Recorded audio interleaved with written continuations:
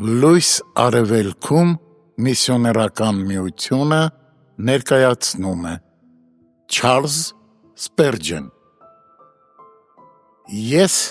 իմ ճանապարհները կպահեմ Սաղմոս 39:1 Իմ ուխտավոր ընկեր մի ասա սրտումդ ուր էլ որ գնամ չեմ մեղանչի որովհետև երբեք էլ այնքան ապահովագրված չես մեղանչելու վտանգից, որ կարողանաս պարծենալ։ Ճանապարհը շատ ցեխոտ է, և դու հազիվ թե կարողանաս այնպիսի արահետ ընտրել, որ հագուստներդ չկեղտոտվեն։ Աշխարհը լի է ապականությամբ, և դու նրա հետ գործ ունենալիս պետք է աչալուրջ և ուշիմ լինես, որպեսզի ձեռքերդ մաքուր պահես։ Քո ճանապարհի ամեն քայլափոխին ավազակ կա թաքնված,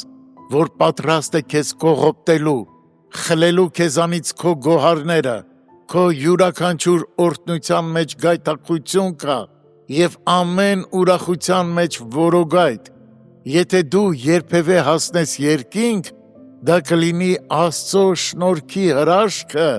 և ամբողջությամբ կվերագրվի քո երկնավոր Հոր ամենակարող զորությանը։ Զգոն եղիր, երբ որևէ մեկը ռումբ է տանում իր ձեռքին, պիտի զգույշ լինի, որ չմոտենա կրակին։ Դու ևս պիտի արթուն լինես, որ փորձության մեջ չմտնես։ Նույնիսկ քո հասարակ գործողությունները սուր գործիքներ են, և պետք է իմանաս, թե ինչպես ես վերաբերվում դրանց։ Այս աշխարհում չկա ոչինչ, որ նպաստի քրիստոնյայի բարեպաշտությանը, այլ ամեն բան ուղղված է դրա ոչնչացմանը։ Ինչ կկատարվի քեզ հետ, եթե քո հայացքը մշտապես ուղղված չլինի Տիրոջը,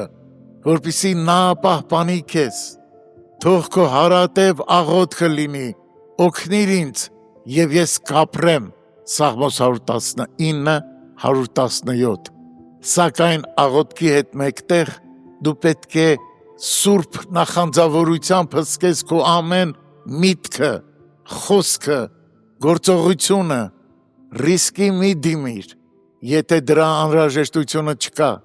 իսկ եթե այնուամենայնիվ ստիպված ես անցնելու վտանգավոր ուղիներով, որտեղ օդի մեջ թռչում են թշնամու նետերը, մի համարձակվիր ճամփա ընկնել առանց վահանի։ Եթե սատանան տեսնի, որ առանց պաշտպանության ես, կուրախանա, որ իր հաղթության ժամը հասել է և շուտով կստիպի քեզ վայր ընկնել վիրավորված իր նետերից։ Թեև նա չի կարող սպանել քեզ, սակայն գուցե նրան հաջողվի ծանր վիրավորել քեզ։ Արթուն եղիր, հսկում արա, 1 Պետրոս 5:8, որովհետև փորձանքը կարող է վրա հասնել ամենաանվտանգ թվացող ժամին, այնպես որ պահիր քո ճանապարհները և արթուն մնա աղոթքի մեջ։ Ոչ ոք երբեք չի ընկել չափազանց զգոն լինելու պատճառով։ Թող Սուրբ Հոգին առաջնորդի մեզ մեր բոլոր ճանապարհներում, որպեսզի դրանք միշտ հաճելի լինեն